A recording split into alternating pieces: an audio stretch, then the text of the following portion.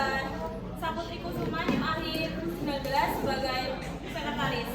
Untuk susunan kegiatan, diskusi mulai dari 1. Pembukaan, 2. Penyajian materi, 3. Sesi tanya jawab, lalu yang keempat penutup. Acara yang pertama adalah pembukaan. Marilah kita buka dengan melafalkan basmalah.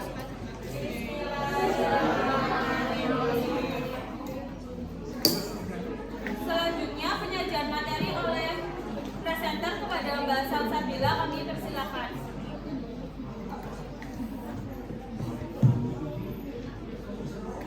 Assalamualaikum warahmatullahi wabarakatuh. Waalaikumsalam warahmatullahi wabarakatuh. Saya izin duduk ya, Nela. Saya udah cowok. Perkenalkan, nama saya Salsabila Nurul Hanifah dengan NIM akhir 33 akan menjelaskan tentang pragmatik.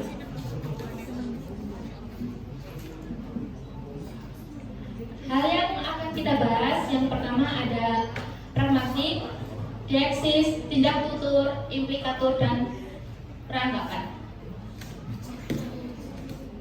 Yang pertama ada pengertian pragmatik. Menurut Morris tahun 1938 halaman 6 menjelaskan bahwa pragmatik adalah telaah mengenai hubungan tanda-tanda dengan penafsir. Yang kedua ada pendapat Rahardi tahun 2019 halaman 28 menjelaskan bahwa pragmatik termasuk dalam cabang ilmu bahasa yang saling berkaitan dengan makna yang dimaksud, yaitu makna dari tutur. Selanjutnya yaitu pendapat dari Purwo tahun 1996 halaman 16 mendefinisikan pragmatik sebagai telaah mengenai makna tuturan menggunakan makna yang terikat konteks.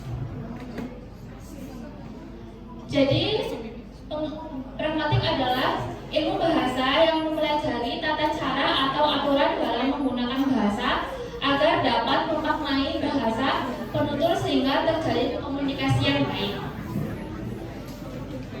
Nah, pragmatik juga adalah ilmu yang mengkaji dan mempelajari makna yang disampaikan oleh pembicara atau penulis dan yang dapat ditafsirkan oleh pembaca dan pendengar dengan melihat kondisi dan situasi konteks penyampaiannya.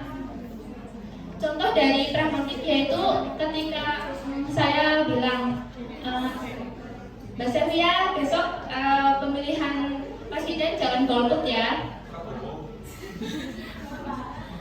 Nah, karena golput yang merupakan singkatan dari golongan putih ini, secara semantik golongan adalah golongan warna putih. Namun makna golongan putih di sini adalah orang yang tidak memilih dalam pemilu.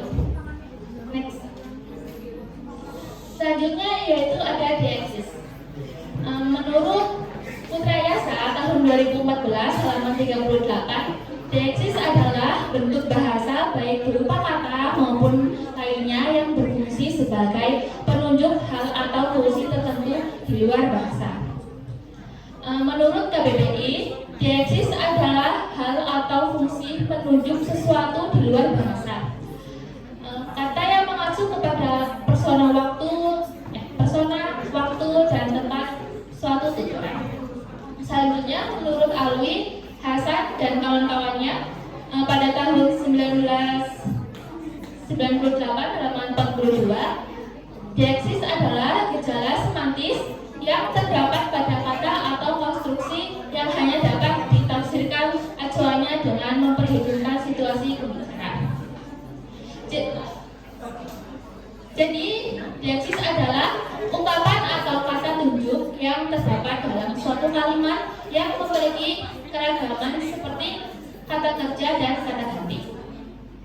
Contoh dari dieksis itu misalkan kalimat saya akan menemuimu di sana jam 5. Nah, di sana yang dimaksud itu di mana, dan jam 5 itu jam 5 pagi atau sore itu kita belum tahu. Namun jika kita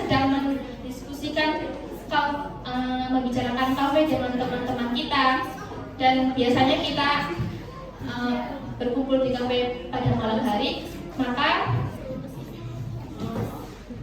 kita dapat menafsirkan bahwa di sana itu yaitu di kafe, dan jam 5 itu adalah jam 5 sore. Next. Berikutnya ada tindak tutur.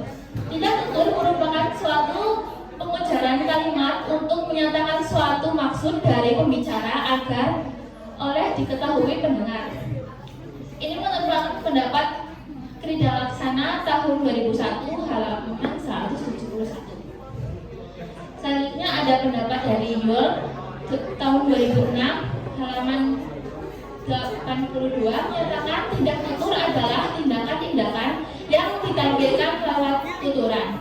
Tindakan yang ditampilkan dengan menghasilkan suatu tuturan akan mengandung tiga tindak yang paling berhubungan. Yang pertama, tindak tutur lokusi, yang merupakan tindak dasar tuturan atau menghasilkan suatu ungkapan linguistik yang bermakna. Yang kedua, ilokusi ditampilkan melalui penekanan komunikatif suatu tuturan. Dan yang ketiga ada perlokusi, yaitu akibat yang ditimbulkan dari tuturan. Dan yang ketiga yaitu pendapat dari Aslinda tahun 2010 mengatakan bahwa tindak tutur sebagai gejala individu yang bersifat psikologis dan ditentukan oleh kemampuan bahasa penutur dalam menghadapi peristiwa tutur. Next. Jadi, tindak tutur adalah ungkapan seseorang atau tuturan seseorang di mana perkataan orang tersebut memiliki tindakan yang sama dengan apa yang dituturkannya. Next. Selanjutnya ada implikator. Menurut Suyono tahun 1990 halaman 14 mengatakan implikator percakapan sebagai salah satu aspek kajian pragmatik yang perhatian utamanya adalah mempelajari maksud suatu ucapan sesuai dengan konteksnya. Implikator percakapan dipakai untuk menerangkan makna implisit di balik apa yang diucapkan atau dituliskan sebagai sesuatu yang diaplikasikan. Selanjutnya yaitu menurut Brown dan Duell tahun 1996 halaman 31, istilah implikator dipakai untuk menerangkan apa yang mungkin diartikan, disarankan atau dimaksudkan oleh penutur yang berbeda dengan apa yang sebenarnya yang dikatakan oleh penutur. Dan yang terakhir pendapat dari Gazda tahun 1979 halaman 38, implikator merupakan sebuah proposisi yang bisa diimplikasikan melalui ujaran dari sebuah kalimat dalam suatu konteks, sekalipun proposisi itu sendiri bukan suatu bagian dari hal yang dinyatakan sebelumnya. Next. Jadi, implikator adalah suatu ungkapan yang tersembunyi dan dapat dipahami oleh kedua belah pihak antara penutur dan orang yang mendengarkan tuturan tersebut. Misalkan ada seseorang yang bicara di sini dingin nih, gitu. Berarti orang itu meminta untuk menutup jendela atau menutup pintu agar angin tidak masuk dan badannya kita merasa dingin. Next. Yang terakhir adalah peranggapan. Menurut Nababan tahun 1987 halaman 46 memberikan pengertian peranggapan sebagai dasar atau penyimpulan dasar mengenai konteks dan situasi berbahasa menggunakan bahasa yang membuat bentuk bahasa kalimat atau ungkapan mempunyai makna bagi pendengar atau penerima bahasa itu dan sebaliknya, atau membantu berbicara menentukan bentuk-bentuk bahasa yang dapat dipakainya untuk mengungkapkan makna atau pesan yang dimaksud. Menurut Turhardi tahun 2005, sebuah tuturan dapat dikatakan peranggapan tuturan yang lain apabila ketidakbenaran tuturan yang diproposisikan mengakibatkan ketidakbenaran atau kebenaran. Yang terakhir menurut Lois Konings tahun 1999 halaman 42 menyatakan bahwa peragaman adalah asumsi-asumsi atau inferensi-inferensi yang tersirat dalam ungkapan-ungkapan linguistik tertentu. Contoh dari peranggapan, misalkan saya bilang anak belakang rumah itu anak manja. Nah, hari ini dapat diperanggapan bahwa di belakang rumah itu terdapat seorang anak. Nah, jadi peranggapan adalah asumsi yang dibangun menjadi ungkapan linguistik, namun makna dari asumsi tersebut tidak dapat diketahui benar atau tidaknya. Mungkin cukup sekian presentasi dari saya. Apabila ada kekurangan, saya mohon maaf, dan apabila kelebihan itu dapat terpenuhi, saya kembalikan kepada moderator. Wassalamualaikum warahmatullahi wabarakatuh.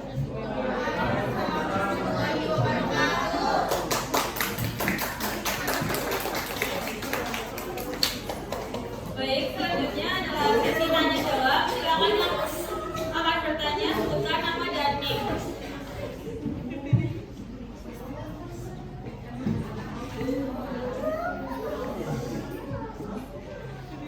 Silakan untuk Mbak Alia dan Mbak Diva.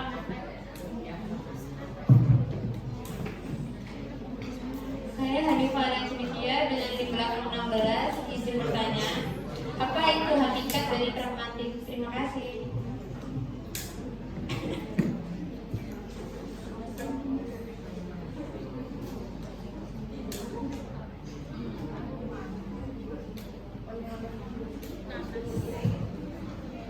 Saya sebagai nanti dengan nik AB05 izin bertanya, apa yang dimaksud tidak memenuhi promosi menurut pendapat Anda? Terima kasih.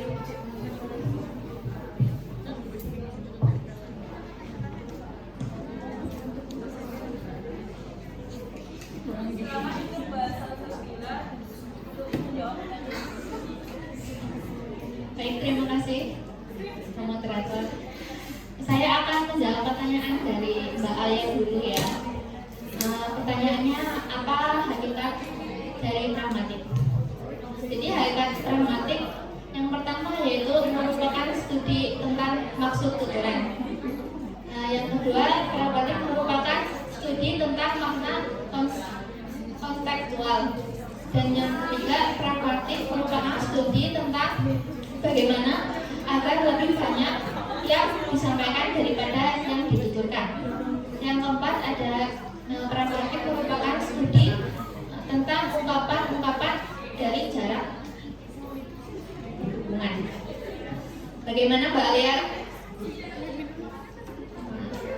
Yang kedua, saya akan menjawab pertanyaan dari Mbak Diva nanti.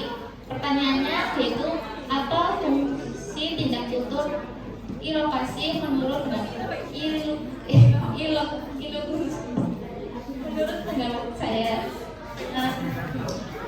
Jadi fungsinya yaitu untuk meminta lawan tutur melakukan sesuatu untuk menghasilkan efek terhadap tindakan yang dilakukan oleh penutur. Bagaimana Mbak Diva? Ya, saya kembalikan kali kepada moderator. Demikian presentasi dari kelompok kami. Kurang lebihnya mohon maaf.